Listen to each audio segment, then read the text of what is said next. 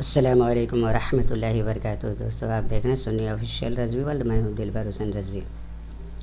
نبی کریم صلی اللہ علیہ وسلم نے شب معراج میں اللہ تبارک و تعالیٰ کا دیدار کیا۔ اس کے بارے میں بہت سارے اختلافات پیدا کرنے والے نزدی وہابی اہل حدیث غیر مقلد یہ کہتے ہیں کہ نبی کریم صلی اللہ علیہ وسلم نے اللہ تبارک و تعالیٰ کا دیدار نہیں کیا۔ حضرت ابن خزیمہ اپنی کتاب التوحید والصفات میں اس بات کو روایت کرتے ہیں۔ حضرت عبداللہ ابن عباس رضی اللہ تعالیٰ عنہ نے فرمایا کہ نبی کریم صلی اللہ تعالیٰ علیہ وسلم کے بارے میں کہ اللہ تبارک و تعالیٰ نے ابراہیم علیہ السلام کو خلیل چنا اور موسیٰ علیہ السلام کو کلیم، اور نبی کریم صلی اللہ علیہ وسلم کے لیے رویت، یعنی اللہ تبارک و تعالیٰ نے ابراہیم علیہ السلام کے لیے خلت کو چن لیا اور موسیٰ علیہ السلام کے لیے کلام کو، اور نبی کریم صلی اللہ علیہ وسلم کے لیے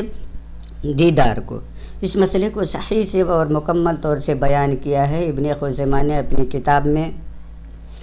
جس کا اسکرین شاٹ اس ویڈیو میں آپ کو مل جائے گا۔ دوسری بات یہ ہے کہ بنی ہاشم، یعنی جس قبیلے سے حضرت عبداللہ ابن عباس ہیں، اور نبی کریم صلی اللہ علیہ وسلم کا پورا گھرانہ یہ مانتا تھا کہ رسول اللہ صلی اللہ علیہ وسلم نے اللہ تبارک و تعالیٰ کا دیدار کیا، اور پورا بنی ہاشم کا یہ ماننا تھا کہ رسول اللہ صلی اللہ علیہ وسلم نے اللہ کا دیدار کیا۔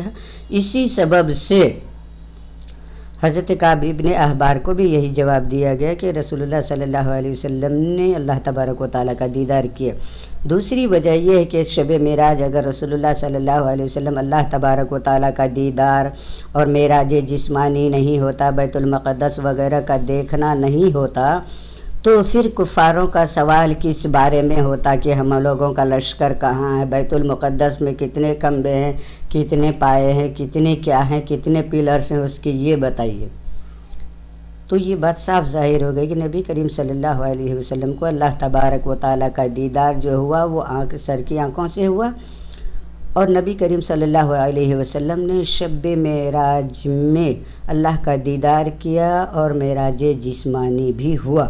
اس لیے یہ تمام واقعات پیش آئے۔